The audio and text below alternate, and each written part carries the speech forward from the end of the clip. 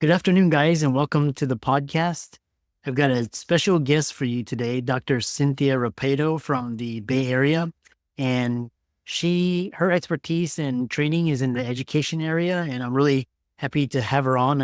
I'm always educating myself and I'm a lifelong learner and happy to have her on the show. Cynthia, welcome. Thank you, Dr. We go by first name, so just call me Chris and start by introducing yourself, and I'm excited to dive into the questions. Great. Thank you. So I'm Cynthia Rapaido, and I've been in education for over 30 years. I started off with teaching biology, high school biology, then biology, chemistry, human anatomy, working with EL students, and then did that for 9 years.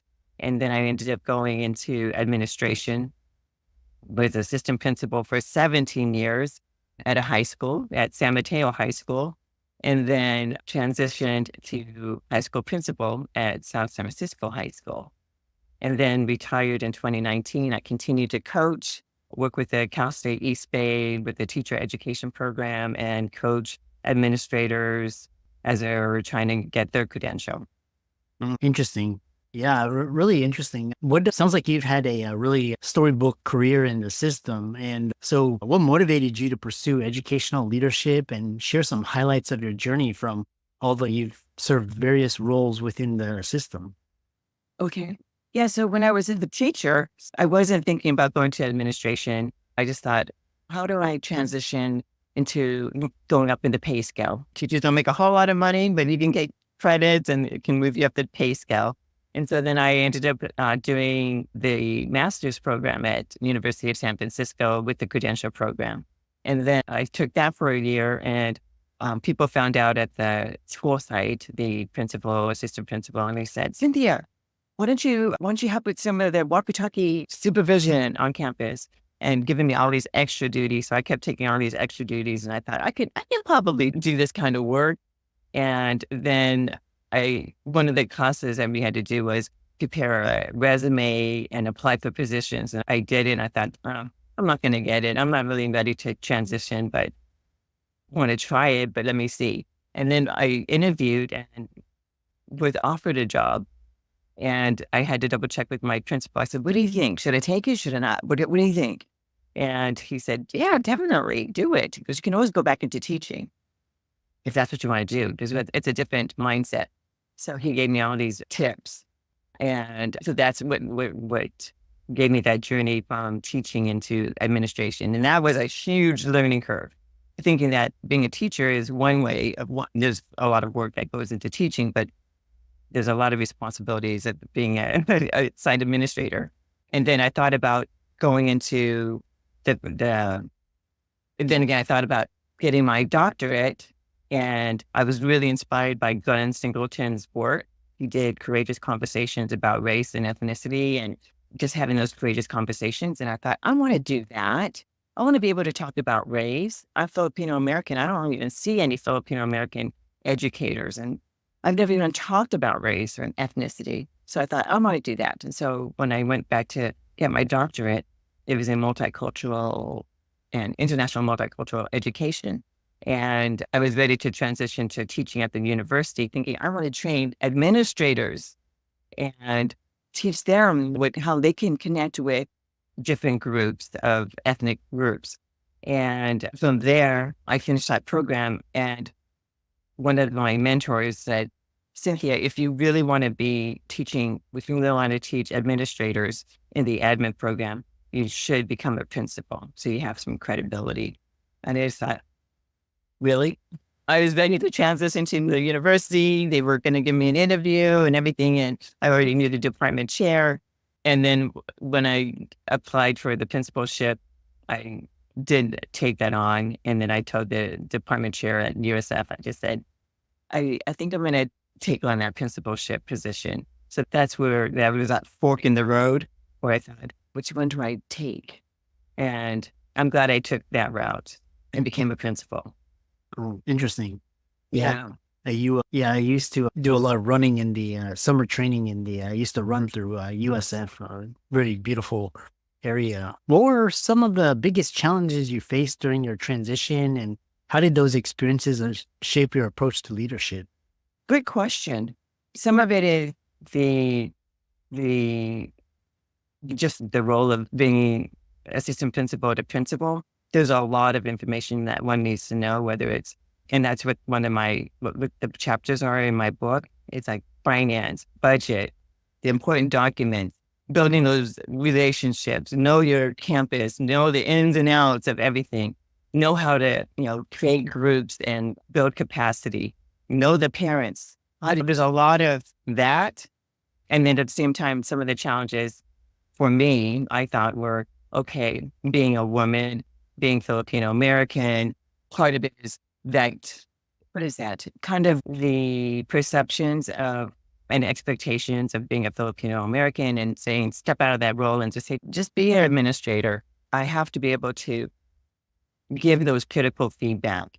It's not always about being polite and those stereotypes of being Filipino-American or Asian American, taking on that. And then, of course, my upbringing. My dad was in the military. That's how we came to the United States. And there's the hierarchy of respect, authority. So that's also part of the culture, and just being able to step out of that and be the leader. Yeah.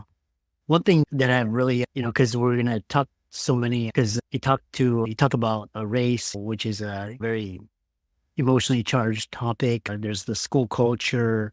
So one thing to talk about this is San Francisco, especially has a very large Asian population. And when I lived there over the summer, you can feel that people are very educated. Like they're well-to-do, and it's a affluent city. San Francisco probably doesn't have the same problems as probably like Detroit or these other cities. When you talk about education, what are some of the educational challenges in the system? Because a lot of people now these days, they're not having kids, one thing. And the second thing is, if they have kids, they either homeschool them because they feel like their children's educational needs are not being met. And especially with China and India and a lot of competition, a lot of countries that have really great school systems. So talk about the kind of the healthcare, or not healthcare, but educational system in the United States, and what you noticed, and if the state of California is doing anything to improve. I just want to see an insider's perspective because he's had such a storybook career. So I think in terms of educators, I think that's where it starts, right? If you have good leaders, then you can promote good teachers, and then you can promote good schooling. So it all stems from good leadership and those not just high expectations, but even coaching administrators, coaching teachers how to become better, and not expecting them to always stay in that career, but to maybe move up into leadership.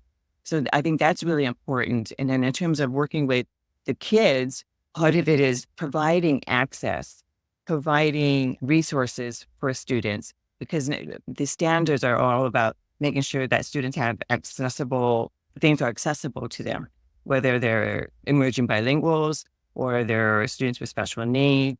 So with all students, and at the same time, training teachers how to teach all these students that have different learning needs and abilities. And that part is the equity part of education. So making sure that everybody has access, and not just treating everybody the same, but making sure that they have access.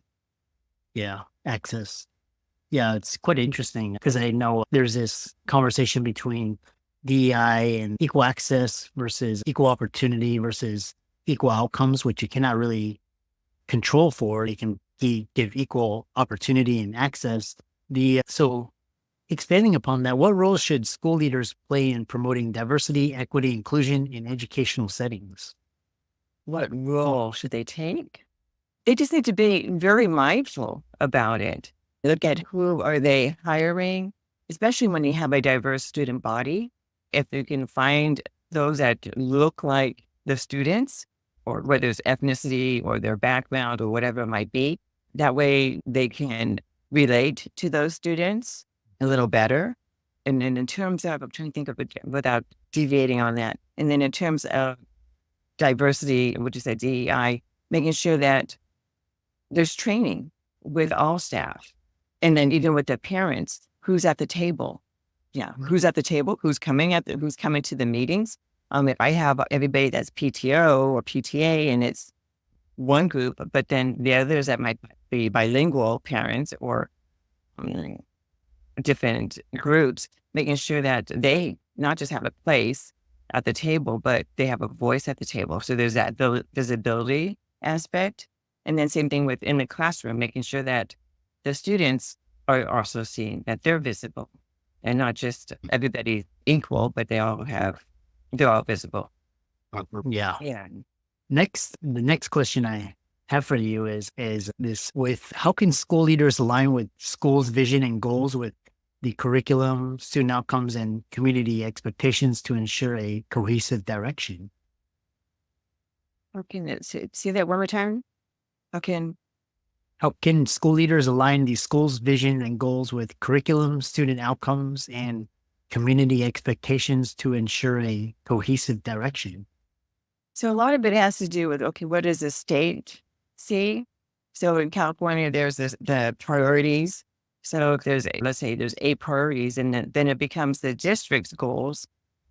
Okay, we'll focus on not all 8, but maybe we'll focus on, or it could be all 8. And then the administrator looks at, okay, I see what the state wants. I see what the district wants. Now I need to align it. And usually there's categories that can be aligned with the state goals. And so we don't just come up with our own goals per se. We try to align everything. And then of course there's the budget. So there's the federal, state, local funds is one of it, or some of them. And it's a matter of how to allocate those monies for those areas. Yeah. Interesting. Yeah. Yeah. So I think it's a really interesting conversation. And for those individuals, they teachers aspiring to become assistant principal or principals, how should they prepare for the role? Part of it is that they can ask or let them know, that the administrators know that they are interested, that they're thinking about it. I think that's really important, is to have that voice. Don't wait to be tapped on the shoulder and say, hey, I think you should do it. But actually step out of that comfort zone. And for those who might be shy about it, and just say, hey, I'm thinking about maybe going into administration. What do you think I can do? Or are there things that I can help with, or that can expose me to the different things that I don't know now? I don't know what I don't know until it's expose me to that. And the principal would probably say, yes, that's great. I'm going to have how about you do the after school attendance, or attendance with parents? Or how about homework center after school, run the homework center after school program? That gives them some leadership ability just outside of the classroom. And then even saying, okay, maybe you could work with your department chair, or you can be the department chair, be a co-leader of the department chair, or you can work with new teachers that are coming in and sharing best practices. So there's a lot of things that can be done in terms of advocating for the South. They can go into classrooms and observe other teachers and then give feedback and ask for feedback as well. So then that becomes kind of a dialogue that happens when, as an administrator, is being able to have that kind of feedback. And then also looking at the programs that are for the credential program. And then from there, there's homework in itself with those programs. How can people find out more about you and reach out to you and work with you? Thank you. I'm Cynthia Rapaido, and you can find me on LinkedIn under Cynthia Rapaido, EDD, Cynthia Rapaido. And that's also my Gmail. So Cynthia Rapaido @gmail.